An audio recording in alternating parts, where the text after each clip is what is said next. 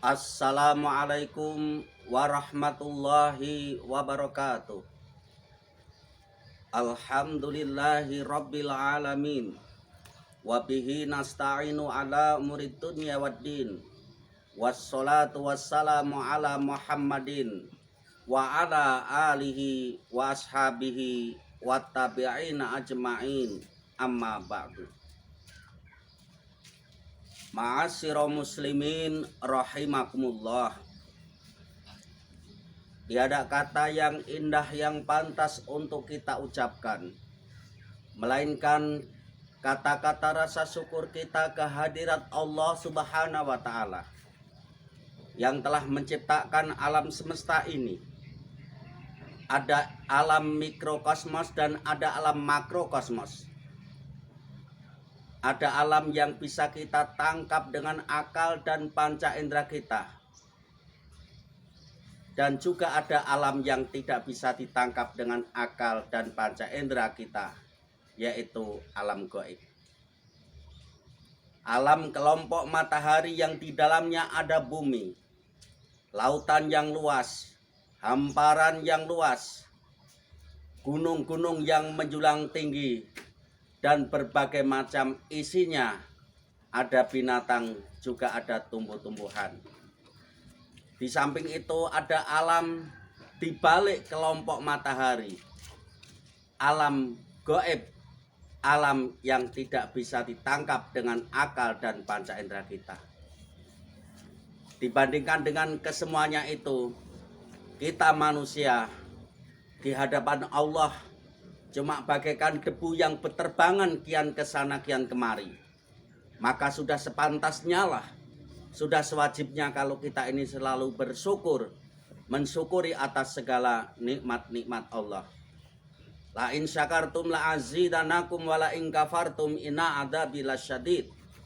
Apabila kamu selalu bersyukur, mensyukuri atas segala nikmat-nikmat Allah, dengan jalan selalu mendekatkan diri kepada Allah, melaksanakan perintah-perintah Allah, mengutamakan agama Allah, maka akan selalu aku tambah nikmatku kepadamu, kepada keluargamu, kepada lingkunganmu, kepada masyarakat, bangsa dan negaramu. Namun apabila kamu kufur, ingkar terhadap nikmatku dengan jalan menipu rakyat, membohongi rakyat, melakukan korupsi, maka siksaku amat pedih. Ma'asyiral muslimin rahimakumullah. Di dalam melaksanakan cita-cita proklamasi 17 Agustus 45, pemerintah dengan program pembangunannya membangun manusia seutuhnya, membangun di dalam segala bidang. Yang dimaksud dengan pembangunan manusia seutuhnya itu tidak hanya membangun hal-hal yang bersifat fisik, seperti membangun jembatan, membangun gedung-gedung pencakar langit, membangun jalan-jalan tol. Lebih dari itu, yang terutama adalah membangun moral, membangun mental, membangun watak, akhlak manusianya itu sendiri. Seorang ulama besar Syauqibe pernah mengatakan, sebuah bangsa tergantung daripada akhlaknya. Maka apabila akhlaknya rusak, maka rusaklah bangsa itu. Imam Ghazali mendefinisikan mengenai masalah akhlak adalah perbuatan baik ataupun buruk yang tidak perlu dipikir-pikir lagi, karena sudah menjadikan kebiasaan watak hidupnya. Seseorang yang terbiasa dengan akhlak mahmudah, akhlak yang terpuji, misalnya saja kalau mendapatkan nikmat Allah dengan bersin, maka tidak perlu dipikir lagi setelah bersin saya itu mau apa. Maka orang yang mempunyai akhlak mahmudah setelah bersin adalah mengucapkan asma Allah, menyebut asma Allah, alhamdulillah. Demikian juga yang mendengarkannya menjawab yarhamukallah, kemudian kita menjawab lagi yahdikumullah wa yuslikum balakum. Sebaliknya orang yang mempunyai akhlak mazmumah, akhlak yang buruk, akhlak yang jelek, setelah bersin pun juga tidak perlu dipikir-pikir lagi. Namun yang disebut bukannya nama-nama Allah, yang disebut adalah semua binatang yang ada di kebun binatang semua disebut. Ma'asyiral muslimin rahimakumullah. Sebelum saya menyampaikan mengenai cara pandang baik dan buruk menurut ajaran Islam, maka akan saya ambilkan beberapa pendapat ataupun pemikiran para filosof Yunani. Yang pertama adalah mengenai paham materialisme. Ajaran ini berpendapat bahwa baik buruknya seseorang itu hanya dilihat dari sejauh mana mendapatkan materi keberdaan dunia. Semakin manusia itu mendapatkan fasilitas kehidupan dunia sebanyak-banyaknya, maka akan semakin dianggap baik, akan semakin dihormati. Bahkan dalam bahasa Jawanya, orang yang semakin kaya itu akan semakin disobyo-sobyo. Maka akhirnya apa? Yang terjadi adalah the aim scientific the man. Orang menghalalkan segala cara dalam mendapatkan fasilitas kehidupan dunia, karena memang cara pandang masyarakat kita adalah cara pandang materialisme. Semakin orang mendapatkan kekayaan dunia akan semakin dianggap baik. Yang kedua adalah cara pandang tradisionalisme.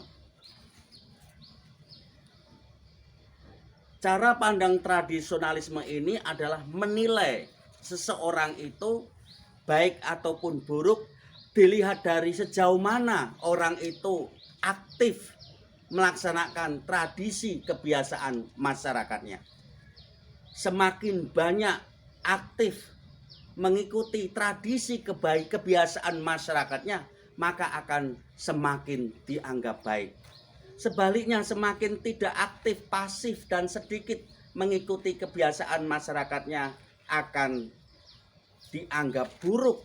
Maka sebagai akibatnya muncul paham nativisme. Nativisme itu apa? Nativisme itu adalah tradisi kebiasaan masyarakat yang telah punah, tradisi yang telah hilang, yang itu bertentangan dengan agama, yang itu bertentangan dengan kemajuan zaman, ingin dihidup-hidupkan karena memang tradisi sebagai cara pandang untuk menilai baik buruk seseorang, dan tradisi dikatakan sebagai suatu ajaran yang adiluhung. Yang ketiga adalah ajaran rasialisme. Ajaran ini memandang seseorang baik buruknya itu dilihat dari ras, dilihat dari asal usul, dilihat dari kelompok. Orang akan dikatakan sebagai orang baik kalau dia ikut kelompok saya. Sebaliknya, orang akan dikatakan jelek, bahkan dicari kesalahannya terus kalau dia bukan ikut kelompok saya. Maka sebagai akibatnya adalah munculnya gejala inklusivisme. Not readily admitting new members, tidak mau mengakui kelompok yang kurang, yang tidak sepaham dengan kelompoknya. Maka akhirnya terjadi berbagai macam kelompok-kelompok yang saling membela, yang saling membenarkan kelompoknya sendiri. Ma'asyiral muslimin rahimakumullah. Allah Subhanahu wa taala berfirman, A'udzubillahi minasyaitonirrajim. Bismillahirrahmanirrahim.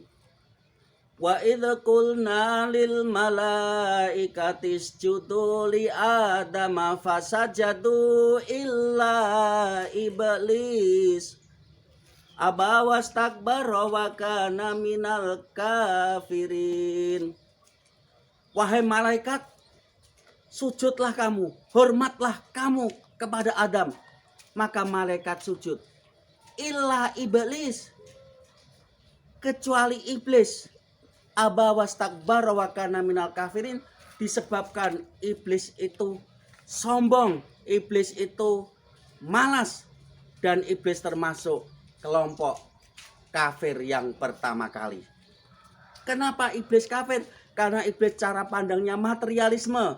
Adam dari tanah, saya dari api. Secara kebendaan api lebih unggul daripada tanah, maka iblis tidak mau hormat kepada Adam. Iblis adalah pahamnya tradisionalisme. Iblis menyadari secara kebiasaan api itu lebih bagus daripada tanah, maka iblis tidak mau menghormat Adam.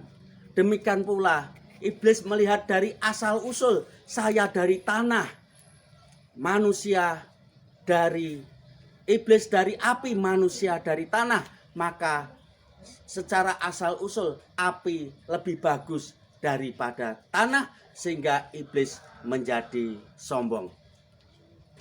Ma'asyiral muslimin rahimakumullah. Rasulullah Nabi kita Muhammad sallallahu alaihi wasallam, istrinya Aisyah pernah ditanya oleh para sahabat, wahai Aisyah, bagaimana akhlak Rasul itu? Maka Aisyah menjawab, akhlak Rasul adalah Al-Quran. Ibaratnya Rasulullah itu Al-Quran berjalan, karena kitab suci Al-Quran firman Allah itu telah diamalkan oleh Rasulullah Shallallahu Alaihi Wasallam sesuai dengan situasi kondisi yang ada. Maka kalau kita melihat akhlak Rasulullah adalah Al-Quran, prinsip ajaran Islam tersebut dalam Al-Quran surah Al-Hujurat ayat 13. A'udzubillahi minasyaitonirrajim. Bismillahirrahmanirrahim. Ya ayuhan nas, inna khalaqnakum min dzakari wa unsa wa ja'alnakum syu'uban wa qabaila lita'arafu. Inna akramakum indallahi atqakum. Ya ayuhanas, wahai manusia, inna sesungguhnya khalaqnakum, aku ciptakan kamu sekalian, min dzakari, dari golongan mudzakkar, wa unsa, dari golongan mu'anas, dari golongan laki-laki dan perempuan. Wa ja'alnakum, dan aku jadikan kamu sekalian syu'uban wa qabaila, bersuku-suku, berbangsa-bangsa, lita'arafu, supaya kamu ini saling kenal mengenal. Inna akramakum indallahi atqakum, sesungguhnya orang yang paling mulia di sisi Allah adalah orang yang paling bertakwa di antara kamu. Kamu semua dari Adam, Adam dari tanah. Tidak ada kelebihan bagi orang Arab terhadap orang-orang non-Arab. Tidak ada kelebihan bagi orang berkulit putih terhadap orang yang berkulit hitam, kecuali takwanya. Inilah cara pandang ajaran Islam, menilai seseorang itu karena nilai-nilai ketakwaannya. Sejauh manakah dia melaksanakan perintah-perintah Allah, dan sejauh manakah dia menjauhi larangan-larangan Allah. Islam tidak membeda-bedakan suku, Islam tidak membeda-bedakan asal-usul. Islam tidak membedakan status, Islam tidak membedakan warna kulit. Yang dilihat oleh ajaran Islam adalah nilai-nilai ketakwaannya. A'udzubillahi minasyaitonirrajim. Bismillahirrahmanirrahim. Innalladzina amanu, wahai orang-orang yang beriman, innalladzina amanu waladina hadu, dari orang-orang Yahudi, wa Nasara, dan dari orang-orang Nasrani, wasobiin, dan dari suku-suku Sobiin, man amana billah, mereka itu sama-sama beriman kepada Allah, wal yaumil akhir, kemudian juga beriman kepada hari akhir, beriman kepada hari kiamat. La khaufun alaihim, maka tidak ada rasa ketakutan atas mereka, walahum yahzanun, dan juga tidak ada rasa kekhawatiran kepada mereka. Maka yang dilihat adalah keimanan kepada Allah, keimanan kepada hari akhir, wa amalan solihah, dan yang dilihat adalah amal-amal soleh, amal-amal kebaikan mereka. Sebagai penutup, maka ada cerita anekdot. Pernah malaikat bertanya kepada binatang yang bernama kelelawar atau sering disebut bat. Wahai kelelawar, kamu itu binatang yang jelek. Kamu itu kalau tidur kepalanya di bawah, kakinya di atas. Bahkan malam pergi, siang tidur. Apakah kamu tidak ingin menjadi binatang yang lain? Maka jawab kelelawar kepada malaikat bagaimana? Wahai malaikat, saya ini bersyukur kepada Allah dijadikan binatang seperti ini. Saya bersyukur daripada saya dijadikan binatang yang bernama kerbau. Maka akhirnya malaikat mendatangi kerbau. Kerbau pun ditanya, wahai kerbau, apakah kamu tidak menjadi binatang yang lain? Kamu itu binatang menjadi budak manusia. Kamu itu binatang yang hanya menjadi pembajak sawah. Apakah kamu tidak ingin menjadi binatang yang lain? Jawab kerbau kepada malaikat, wahai malaikat, saya ini bersyukur dijadikan Allah makhluk seperti ini daripada saya dijadikan makhluk yang bernama cacing. Cacing itu manfaatnya apa? Paling hanya untuk mancing. Saya pun kalau mancing ya pakai cacing, cacing kremi. Cacing ditanya oleh malaikat, wahai cacing, kamu itu makhluk yang lemah, kamu itu makhluk yang menjijikkan. Apakah kamu tidak ingin menjadi makhluk yang lain? Jawab cacing kepada malaikat, wahai malaikat, saya ini bersyukur dijadikan makhluk yang bernama cacing ini daripada saya dijadikan makhluk yang bernama manusia.